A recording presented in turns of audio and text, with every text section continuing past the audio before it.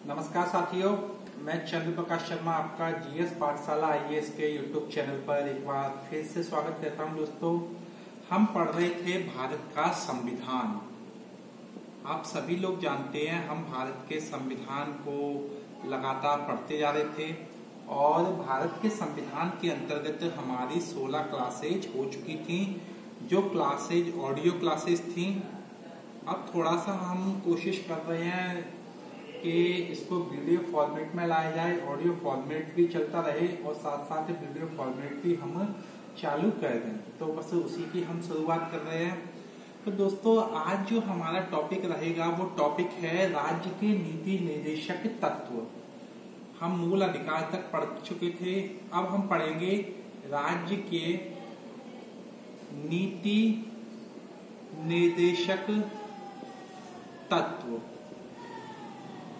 राज्य के नीति निर्देशक तत्व नामक टॉपिक हम जो तत्व नामक चैप्टर है वो हम पढ़ने वाले हैं। आप सभी लोग जानते होंगे कि ये जो टॉपिक है इसे डीपीएसपी के नाम से भी जाना जाता है। डीपीएसपी का मतलब होता है directive principles of state policy. ये होता क्या है दोस्तों, तो मैं आपको बताऊं बहुत आसान शब्दों में कि जो राज्य होगा, राज्य मतलब वही आपकी सरकार, और सरकार भी कौन सी, चाहे केंद्र सरकार हो आपकी, चाहे राज्य सरकार हो और चाहे आपकी स्थानीय सरकार हो, ये तीनों ही सरकार। दूसरा आपकी विधायिका, ये विधायिका कौन सी होगी आपकी, केंद्र की विधायिका हो सकती है संसद, आपका राज्य का विधानमंडल भी हो सकता है। और इसके अलावा अन्य प्राधिकरण जो सरकार से अटैच हो वो सभी किसके दायरे में आते हैं, राज्य के दायरे में आते हैं। तो दोस्तों, इसमें कहा गया है कि या एक तरीके से राज्य के लिए निर्देश दिए गए हैं कि जो राज्य होगा, मतलब ये सारे जो बॉडीज हैं, ये नीति बनाते समय, नीति में क्या क्या शामिल होता है, आपके कानून शामिल होते हैं, आपके प्रोग्राम शामिल होते हैं जिन्हें हम कार्यक्रम बोल सकते हैं, कोई भी पॉलिसी हो सकती है। तो ये सारी जो चीजें अगर आपको पता है कौन बनाता है, सरकार बनाती है, विधायिका बनाती है, या हम बोल सकते हैं कि हमारे यहाँ पर सरकार जो होती है वो किसका अंग होती है, विधायिका का अंग होती है। तो आप देखेंगे कानून बनाते समय, प्रोग्राम बनाते समय, कोई पॉलिसी का निर्धारण करते समय जो राज्य होगा इन निर्देशक तत्वों को ध्यान में रखेगा। कहने का मतलब इस चैप्टर में हम वो चीजें पढ़ने जा रहे हैं, वो निर्देशक तत्व पढ़ने जा रहे हैं, या कह सकते हैं कि वो निर्देश पढ़ने जा रहे हैं जो भारत के संविधान ने किसे दिए हैं, राज्य को दिए हैं। और क्यों दिए हैं, ताकि वो कानून बनाते समय, प्रोग्राम बनाते समय, पॉलिसी का निर्धारण करते समय इनका प्रयोग कर दे। तो ये हम बारी बारी से हम पढ़ेंगे कि आखिर इनके पीछे क्या दर्शन छुपा हुआ है। तो यहाँ पर यदि मैं डायरेक्ट बात करूं तो दोस्तों, आपको पता होना चाहिए कि राज्य के नीति निर्देशक तत्व जो है हमारे संविधान के भाग 4 में दिए गए हैं। और यदि हम इनके क्रमांक की बात करें, अनुच्छेदों की बात करें, तो अगर आप आर्टिकल देखेंगे 36 से लेकर 51, 36 से लेकर 51 मतलब टोटल मिलाकर अगर आप देखेंगे ये जो 16 आर्टिकल हैं वो 16 के 16 आर्टिकल किससे संबंधित हैं, राज्य के नीति निर्देशक तत्वों से संबंधित हैं। अब प्रश्न उठता है कि हमारे संविधान में ये राज्य के नीति निर्देशक तत्व आए कहां से हैं। तो आप देखेंगे हमारे संविधान में इनको आयरलैंड से लिया गया है, जिसे हम आयरिश संविधान भी कह सकते हैं। अर्थात हमारे संविधान में राज्य के नीति निर्देशक तत्वों को आयरिश संविधान से ग्रहण किया गया है। अब एक और महत्वपूर्ण चीज जान लें आप कि आयरिश संविधान में ये जो नीति निर्देशक तत्व आए थे ये कहां से आए थे, ये स्पेन से आए थे और काफी महत्वपूर्ण है। अब मैं बात करता हूं भीमराव अंबेडकर जी की, डॉक्टर अंबेडकर लिख सकते हैं हम।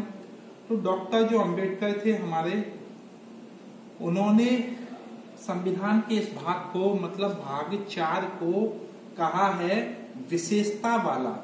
अर्थात अगर आपसे पूछा जाए कि संविधान का कौन सा भाग विशेषता वाला है डॉक्टर अंबेडकर की नजरों में, तो आप देखेंगे जो राज्य के नीति निर्देशक तत्व हैं ये विशेषता वाले कहे गए हैं। एक और महत्वपूर्ण चीज जाननी चाहिए आपको दोस्तों कि यदि हम मूल अधिकारों की बात करें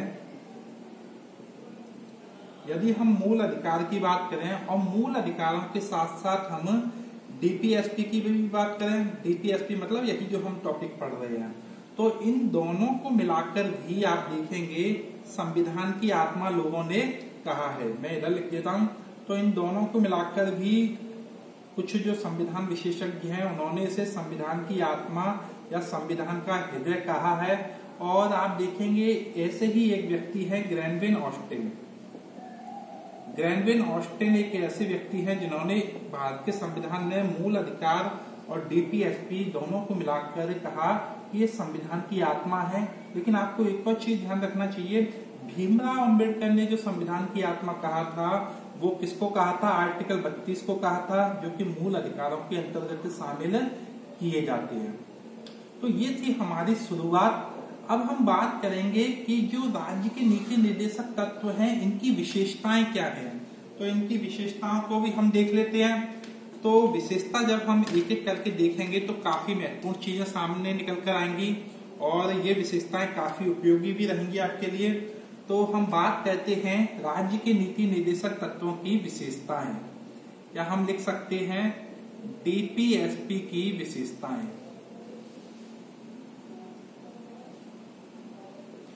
तो पहली विशेषता हम यही कह सकते हैं, अगर आप बात करें इस पर आर्टिकल 36 पर, यह आर्टिकल 36 क्या है? तो दोस्तों आर्टिकल 36 में राज्य की परिभाषा के बारे में बताया गया है। और ध्यान रखें इसमें कहा गया है कि राज्य की परिभाषा वही होगी जो आर्टिकल 12 में कही गई है। आप मूल अधिकार पढ़ के आ चुके हैं, आपने देखा था आर्टिकल 12 में राज्य की परिभाषा पूरी दी गई है और जो मैंने अभी डिफाइन भी की थी। तो पहली विशेषता यह है कि आर्टिकल 36 में बताया गया है कि राज्य का क्या संदर्भ है।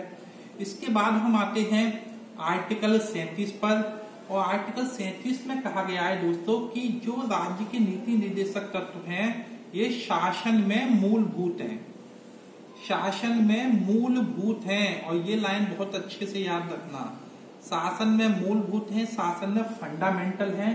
अब इसका मतलब क्या होता है? इसका सीधा सा मतलब होता है कि सरकार का ये कर्तव्य होगा कि वो पॉलिसी बनाते समय या कोई प्रोग्राम बनाते समय, या हम बोल सकते हैं कि आपका लॉ बनाते समय इनको ध्यान में रखेगी।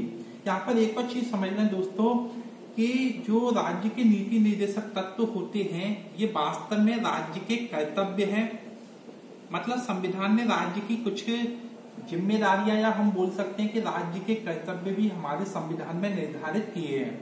आप जब आर्टिकल 51 का पढ़ते हैं तो 51 का नागरिकों के कर्तव्यों की बात करता है, जबकि आपके आर्टिकल 36 से लेकर 51 है ये राज्य के कर्तव्यों की बात करता है कि राज्य का अपनी जनता के प्रति क्या कर्तव्य होगा।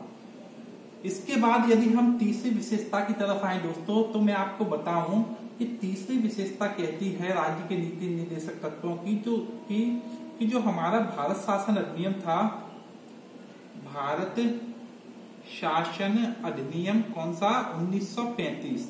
तो आप देखेंगे इस भारत शासन अधिनियम 1935 में कुछ अनुदेश होते थे और ये एक तरीके से वर्तमान के नीति निर्देशक तत्वों के समान थे। तो आप देखेंगे ये जो अनुदेश थे वो क्या थे? तो उस समय ब्रिटेन की जो संसद थी या ब्रिटेन की जो सरकार थी वो भारत के वायसराय को या गवर्नर जनरल को जो है 1935, वायसराय हम ज्यादा महत्वपूर्ण शब्द यूज कर सकते हैं, वायसराय को कुछ निर्देश देती थी, अनुदेश देती थी। कुल मिलाकर हम कह सकते हैं कि 1935 के अधिनियम में जो अनुदेश थे वही वर्तमान में या उसी रूप में राज्य के नीति निर्देशक तत्व शामिल किए गए हैं। लेकिन हम ये नहीं कहेंगे कि वही निर्देश तत्व लिए गए हैं, लिए तो हमने कहां से? आयरलैंड से लिए हैं, लेकिन उसी तरीके के जो अनुदेश थे वो हमारे 1935 के अधिनियम में भी शामिल थे। अब हम बात करते हैं चौथी विशेषता की। तो आप देखेंगे राज्य के जो नीति निर्देशक तत्व हैं ये वाद योग्य नहीं है। वाद योग्य नहीं है। वाद योग्य नहीं का मतलब क्या है कि मान के चलिए अगर सरकार या राज्य इन्हें लागू नहीं करे, क्या नहीं करे? इन्हें लागू नहीं करे तो आप जो है न्यायपालिका में नहीं जा सकते। मतलब आप इस आधार पर न्यायपालिका की शरण में नहीं जा सकते कि सरकार देखिए राज्य के नीति निर्देशक तत्वों को लागू नहीं कर रही है तो न्यायपालिका इसे लागू करवाए। आप देखेंगे ये वाद योग्य नहीं है, जबकि हमने पढ़ा था कि जो मूल अधिकार होते हैं, मूल अधिकार कैसे होते हैं, ये वाद योग्य होते हैं। मतलब यदि आपके मूल अधिकारों का उल्लंघन हो रहा है तो आप कहां पर जा सकते हैं, आप न्यायपालिका में जा सकते हैं, आर्टिकल 32 या 226 का प्रयोग कर सकते हैं। अगली यदि हम विशेषता की तरफ आए दोस्तों, तो अगली विशेषता कहती है कि जो राज्य के नीति निर्देशक तत्व होते हैं ये देश में सामाजिक और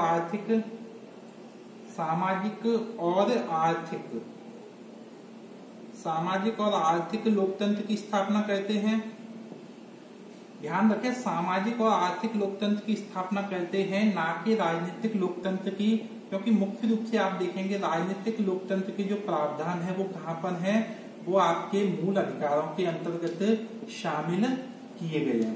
तो ये आपको दिख जाएगा। तो सामाजिक और आर्थिक लोकतंत्र का मतलब क्या होगा, सीधा सा आप देखेंगे राज्य के नीति निर्देशक तत्वों को जब आप पढ़ेंगे तो आपको इकोनॉमिक से, या हम बोल सकते हैं कि इकोनॉमिक पहलू से संबंधित चीजें भी दिखाई देंगी।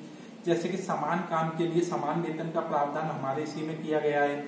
सामाजिक चीजें भी आपको कुछ दिखाई देंगी, समाज से संबंधित कि बालकों के साथ कैसा व्यवहार किया जाना चाहिए, जो बूढ़े लोग हैं, विकलांग लोग हैं, इन्हें सामाजिक सहायता दी जानी चाहिए। कुल मिलाकर ऐसे प्रावधान आपको दिख जाएंगे। यदि हम बात करें इसकी अगली विशेषता की, तो अगली विशेषता में दोस्तों आप कह सकते हैं कि आप देखेंगे कि इतनी विशेषताओं के बाद अगली विशेषता यदि हम देखें तो आप कह सकते हैं कि अगली विशेषता होगी कि जो राज्य के नीति निर्देशक तत्व होते हैं ये लोक कल्याणकारी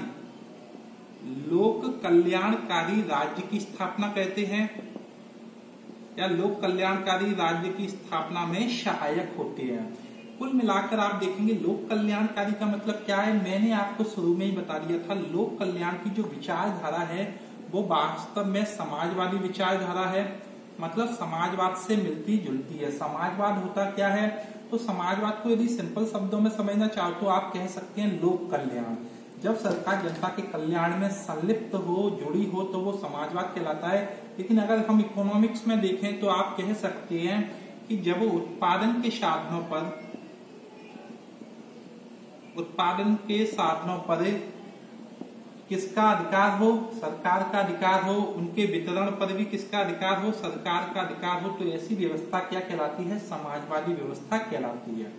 तो कुल मिलाकर लोक कल्याणकारी राज्य की स्थापना करते हैं। और यदि हम एक अगली विशेषता पे आए दोस्तों, तो अगली विशेषता काफी महत्वपूर्ण है। आपको मैंने बताया ये वाद योग्य नहीं है, न्यायिक नहीं है, लेकिन एक महत्वपूर्ण चीज है कि मान के चलिए न्यायपालिका में कोई मुकदमा आया या न्यायपालिका में कोई ऐसा विवाद आया या ऐसा मामला आया या ऐसा कोई कानून आया जिस कानून का उद्देश्य क्या है, डीपीएसपी को लागू करना है, राज्य के नीति निर्देशक तत्वों को लागू करना है। तो आपको पता है हमारी न्यायपालिका क्या कहती है, न्यायिक समीक्षा का काम करती है। वो देखती है कि सरकार के द्वारा या हमारी संसद के द्वारा जो भी कानून बनाया गया है वो सही है या नहीं है, संविधान की मूल भावना का पालन करता है या नहीं करता है।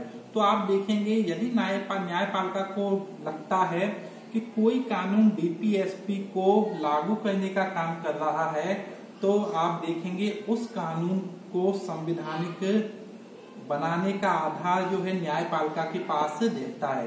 कहने का मतलब डीपीएसपी के आधार पर जो न्यायपालिका होती है किसी भी कानून को अवैध होने से बचा सकती है। तो दोस्तों ये हमारी कुछ विशेषताएं थी, या हम बोल सकते हैं कि हमारे राज्य की नीति निर्देशक तत्वों की ये विशेषताएं हमने पढ़ी। तो इसी तरीके से हम आगे बढ़ते चलेंगे, सारी चीजों को क्लियर करते चलेंगे। अगर आपको ये क्लास बेहतर लगी हो तो प्लीज मुझे बता दें। आज हमने सिर्फ एक एक्सपेरिमेंट किया, आगे चीजें और भी बढ़ेंगी। Thank you.